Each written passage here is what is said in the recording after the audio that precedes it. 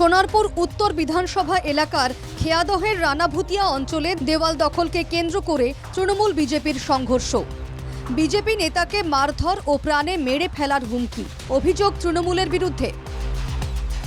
অভিযোগ, লোকসভা ভোটের আগে এলাকার কয়েকটি দেওয়ালে চুন করিয়েছিল বিজেপি কর্মীরা। সেই দেওয়ালে তৃণমূল লিখে দেওয়াল দখল করে তৃণমূলের কর্মীরা। বিজেপি কর্মীদের গালিগালাজ করে প্রাণে মেরে ফেলার হুমকি দেওয়া হয় বলেও অভিযোগ।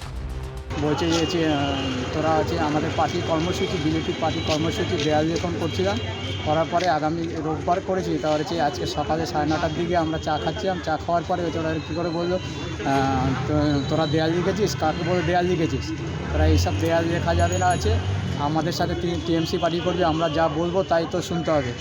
আমাদেরই বিজেপির এই দেয়াল, কিন্তু আমরা কালকের রবিবার দিনকে চুন করে আসার পরে পরদিন দেখি দুটো দেয়াল দেখি ওরা টিএমসি লিখে চলে এসছে, তৃণমূলের মানে দুষ্কৃতীরা। আজকের আমাদের এক কার্যকর্তা অমল মণ্ডল, বুথ সভাপতি 24 নম্বর বুথের, তাকে দেখি তর্ক বিতর্ক হতে হতে ওকে লাঠি চড় চা গায়ে ছুঁড়ে ফেলে দেয়। অভিযোগ অস্বীকার শাসকের। যদি যেটা সত্যি সেটা পুলিশ তদন্ত করে দেখুক, যদি সত্যি হয় তাহলে নিশ্চয়ই প্রশাসন যেটা বিচার করবে সেটা আমরা মেনে নেব, কিন্তু আমার মনে হয় একটু যাচাই করাটা দরকার। যেটা হ্যাঁ বলুন। আপনার নাম? আমার নাম সুশান্ত পাল। আমি এই 4টে বুথের কম বেশি আমরা একটা সংগঠনের দায়িত্ব আছি, আমরা সেইভাবেই কাজ করছি। বিজেপি কর্মীদের অভিযোগের ভিত্তিতে তদন্তে নেমেছে নরেন্দ্রপুর থানার পুলিশ।